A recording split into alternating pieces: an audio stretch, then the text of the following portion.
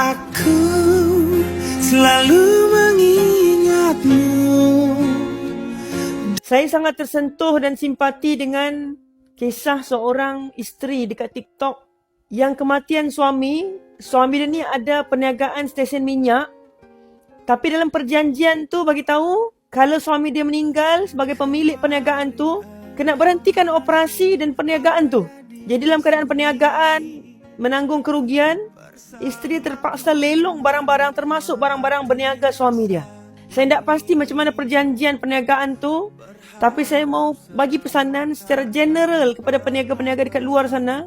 Sebab banyak kes-kes, especially bila suami ni sebagai penanggung utama keluarga dan dialah juga tonggak utama yang menjalankan bisnes, isteri dia tak tahu apa-apa tentang bisnes tu. Dan dia tak prepare apa-apa pun tentang masa depan. Kalaulah berlaku kematian, sedangkan mati ni bila-bila. Pesanan saya yang pertama adalah asingkan antara harta peribadi dengan harta perniagaan.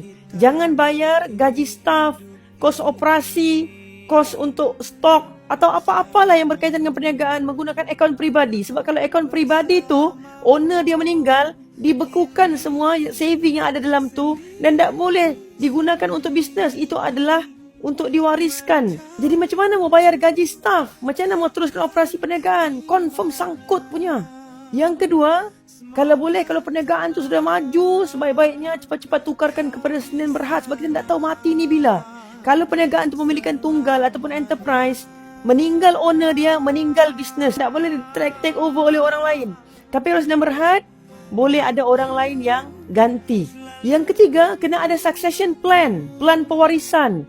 Kalau meninggal pengasas kepada perniagaan ataupun syarikat tu, siapa yang akan mewarisi saham? Siapa yang akan meneruskan pengurusan bisnes? Siapa yang akan ada kuasa untuk buat decision dalam company tu? Yang kelima, make sure dokumentasikan, buat SOP semua apa yang kita jalankan dalam perniagaan tu. Setiap jawatan dan setiap role tu kena ada SOP. Supaya kalau orang ni hilang ke, meninggal ke, dia berhenti ke, boleh di take over oleh orang lain dengan pantas tanpa mengganggu operasional yang dalam company tu.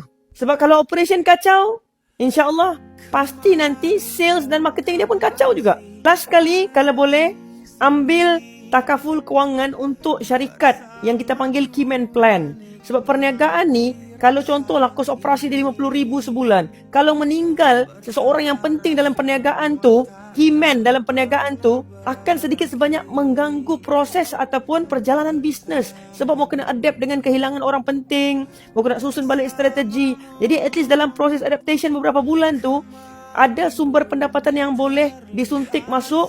Sebab mungkin prestasi perniagaan pun akan terganggu juga. Yang keempat, kena lantik secara rasmi yang kita panggil second person atau mungkin pengarah bersama.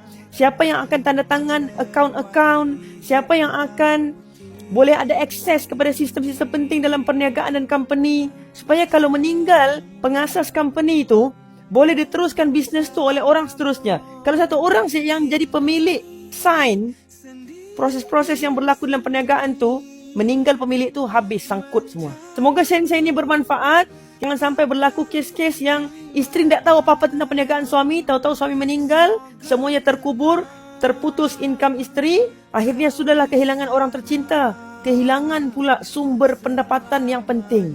Apa pendapat anda? Mahu lebih banyak ilmu keuangan dan bisnes? Follow rapat.